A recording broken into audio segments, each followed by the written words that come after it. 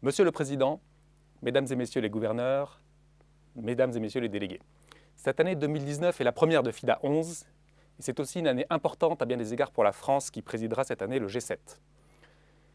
La France est soucieuse de s'engager concrètement contre la pauvreté rurale et la faim et déterminée à soutenir l'ambitieux programme de prêts et de dons du FIDA. La France a augmenté de plus de 40% sa contribution entre FIDA 10 et FIDA 11. Nous sommes également fiers d'être l'un des premiers pays membres à octroyer au FIDA un prêt à des conditions très favorables à hauteur de 50 millions d'euros qui permettra au FIDA de diversifier ses instruments de financement. Ce prêt sera signé et décaissé cette année. Il renforcera le partenariat déjà fort entre la France et le FIDA en s'inscrivant dans la suite du prêt de 200 millions d'euros réalisé en 2017 par l'Agence française de développement. L'année écoulée a été marquée au FIDA par des réformes opérationnelles importantes qui permettront davantage d'efficacité et d'efficience. Ce dynamisme est plus que jamais nécessaire alors que la faim continue, pour la troisième année consécutive, de progresser dans le monde. La France soutient l'élan de transformation du FIDA qui doit permettre une meilleure soutenabilité financière, une maîtrise des risques renforcée et des moyens d'intervention ciblant mieux les besoins des pays bénéficiaires et de leur population.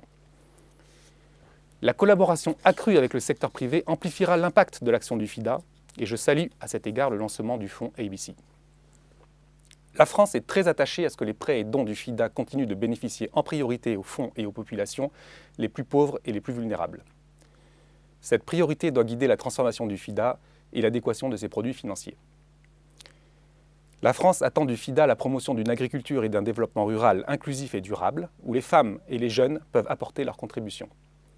Elle souhaite que des actions décisives soient prises pour renforcer les thématiques transversales dans les portefeuilles de projets.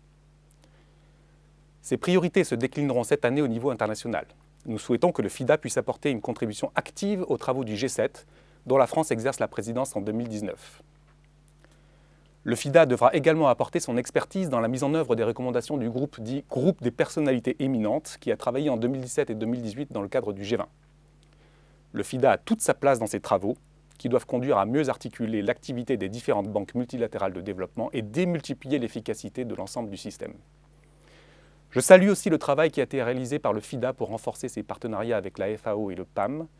Nous attendons à cet égard le plan d'action des 3 agences des Nations Unies à Rome pour le Sahel. La France, enfin, attend beaucoup de l'engagement du FIDA au sein du système des Nations Unies. Je vous souhaite à toutes et à tous une très bonne 42e session du Conseil des gouverneurs du FIDA avec des échanges fructueux et des tables rondes enrichissantes.